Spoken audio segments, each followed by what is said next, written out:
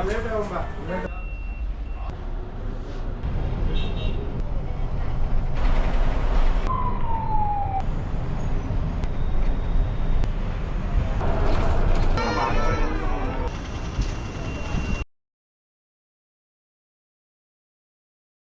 Hello welcome back to Pebbles Tamil channel viewers. நம்மளோட சேனலில் நிறைய மாநகர பேருந்து பார்த்துருக்கீங்க.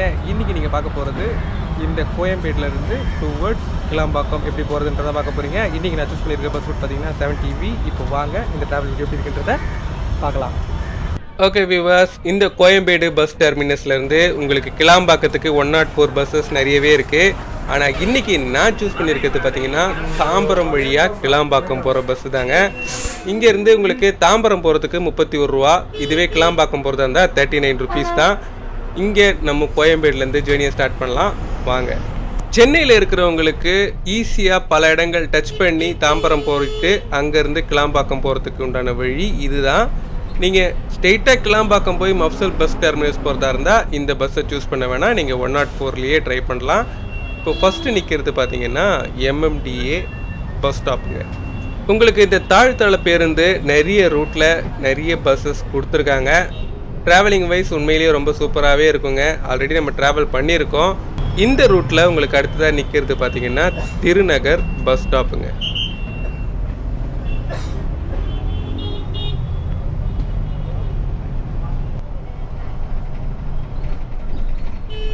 திருநகருக்கு அடுத்ததாக இப்போது நீங்கள் பார்க்குறது தான் இந்த வடபழனி பிரிட்ஜு. எனக்கு லெஃப்ட் ஹேண்ட் சைடில் நீங்கள் பார்க்குறதாங்க Vadapalani metro railway station. Bridge முடிஞ்ச உடனே இப்போது பஸ்ஸு நிற்கிறதாங்க வடபழனி பஸ் ஸ்டாப்.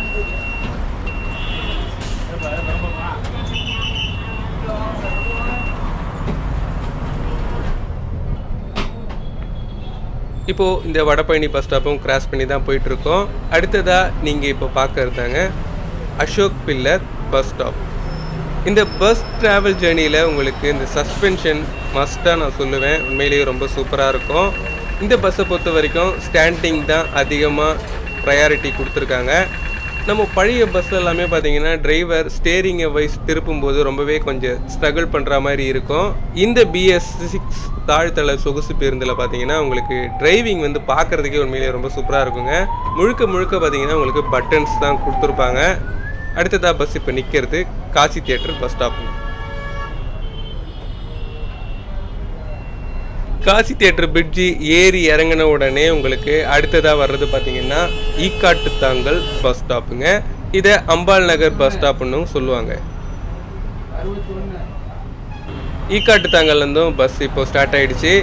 இந்த ரூட்டு பார்த்தீங்கன்னா ரொம்ப ஒரு முக்கியமான ரூட்டுன்னு தான் சொல்லணும். நிறைய நீங்கள் பார்த்துருப்பீங்க. ஆக்சுவலி மேக்ஸிமம் பஸ்ஸஸ் உங்களுக்கு ஆலந்தூர் டச் பண்ணி ஒன்று லெஃப்டில் போகும், இல்லை ரைட்டு உங்களுக்கு தாம்பரம் வழியாக தான் போகும். அடுத்ததாக பஸ் இப்போ நிற்கிறது ஒலிம்பியா IT பார்க் பஸ் ஸ்டாப்புங்க.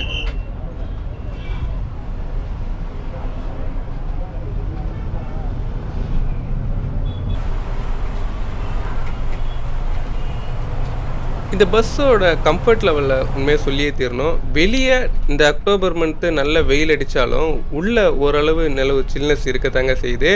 அடுத்ததாக பஸ்ஸு நிற்கிறது Alandur metro station bus ஸ்டாப்புங்க.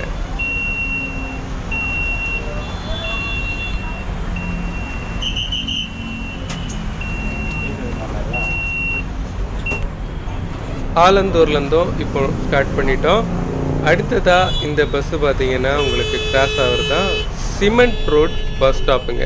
But இந்த பஸ் ஸ்டாப்பில் ஆள் இறங்க வேண்டியில்லாதனால அடுத்ததாக நீங்கள் பார்க்கறது இந்த ஏர்போர்ட் தாங்க. ஏர்போர்ட்டில் ஃப்ளைட் லேண்ட் ஆகுமான்னு பார்த்தேன், இதுவும் லேண்ட் ஆகலை. அடுத்ததாக பஸ் இப்போ நிற்கிறது மீனம்பாக்கம் பஸ் ஸ்டாப்புங்க. நீங்கள் சபர்பன் ட்ரெயின்லாம் பிடிக்கிறதா இருந்தால் இந்த மீனம்பாக்கம் பஸ் ஸ்டாப்பில் இறங்கியும் போகலாம்.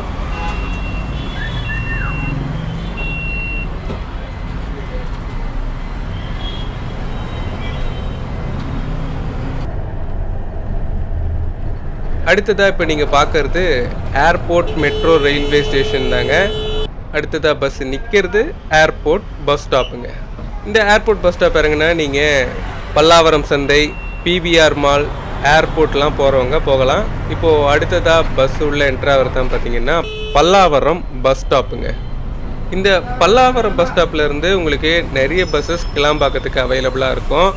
66 ஆகட்டும், 18AX, 18E இந்த ரூட்டை பொறுத்த வரைக்கும் உங்களுக்கு கிளாம்பாக்கத்துக்கு நிறையவே பஸ்ஸஸ் அவைலபிளாக இருக்குது.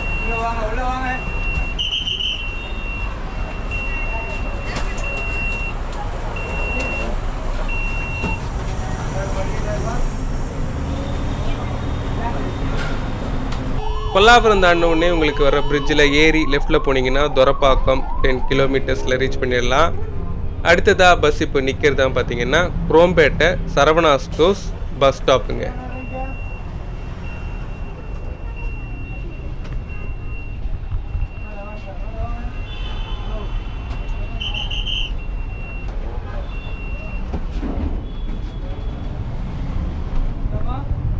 குரோம்பேட்டை சரவணா ஸ்டோர்ஸ்க்கு அடுத்ததாக பஸ்ஸு இப்போது நிற்கிறதாங்க குரோம்பேட்டை பஸ் ஸ்டாப். இந்த மாதிரியான தாழ்த்தள சொகுசு பேருந்து உங்களுக்கு நிறையவே விட்டுருக்காங்க, நிறைய ரூட்டுக்கும் விட்டுருக்காங்க. உண்மையிலேயே கம்ஃபர்ட் லெவல் ரொம்பவே நல்லா இருக்குங்க. குரோம்பேட்டைக்கு அடுத்ததாக இப்போது நீங்கள் பார்க்குறது தான் ஹஸ்தினாபுரம் சிட்லப்பாக்கம் போகிறதுக்கு உண்டான பிரிட்ஜுங்க. அடுத்ததாக பஸ் இப்போ நிற்கிறது மெப்ஸ் பஸ் ஸ்டாப், அதாவது தாம்பரம் செனட்டோரியம் பஸ் ஸ்டாப்புங்க.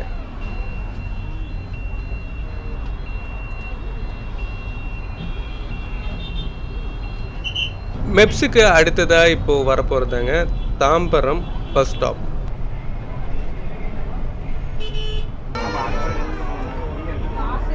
இப்போது அடுத்ததாக பஸ் நிற்கிறது தான் பார்த்தீங்கன்னா தாம்பரம் பஸ் ஸ்டாப்.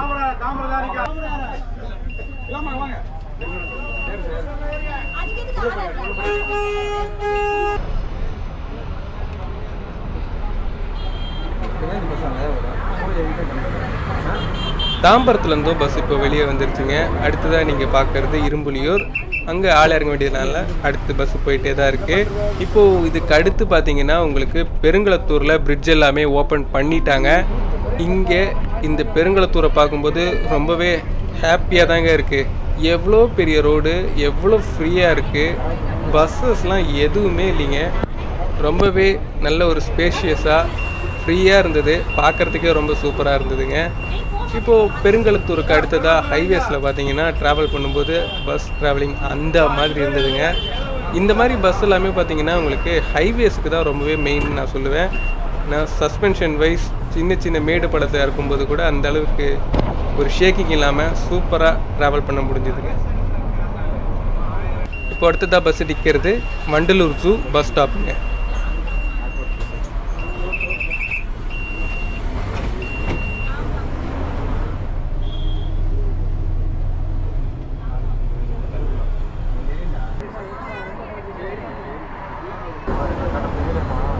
இப்போது இந்த கிளாம்பாக்கமும் நம்ம வந்து ரீச் பண்ணிட்டோம். வாங்க இறங்கிட்டு உங்ககிட்ட பேசுகிறேன்.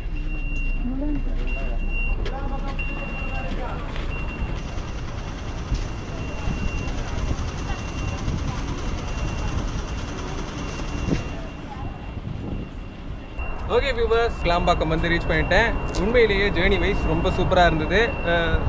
நிறைய ஸ்டாப்பிங்கில் ஒவ்வொரு ஸ்டாப்பிங்க்குமே நேம் சொல்லிக்கிட்டே தான் இந்த பஸ் வந்தது. நான் வந்து ட்ராவலிங் டைம் பார்த்தீங்கன்னா கிட்டத்தட்ட 1 hour 45 minutes இங்கே வந்து ரீச் பண்ணிட்டேன். நான் வந்து டிக்கெட் ஃபேர்னு பார்த்தீங்கன்னா நார்மல் டிக்கெட் ஃபேர் தாங்க, 39 rupees தான் சார்ஜ் பண்ணாங்க. வீடியோ ஃபுல்லாக பார்த்துருப்பீங்க, உங்களுக்கு ரொம்ப யூஸ்ஃபுல்லாக இருக்கும் நம்புறேன். சூப்பரான பஸ்ஸு, நீங்களும் ட்ரை பண்ணி பாருங்கள், என்ஜாய் பண்ணுங்கள். இந்த வீடியோ பிடிச்சிருந்தா லைக் பண்ணுங்கள், ஷேர் பண்ணுங்கள், மறக்காமல் எங்களோட பெபிள்ஸ் தமிழ் சேனலுக்கு சப்ஸ்கிரைப் பண்ணுங்கள்.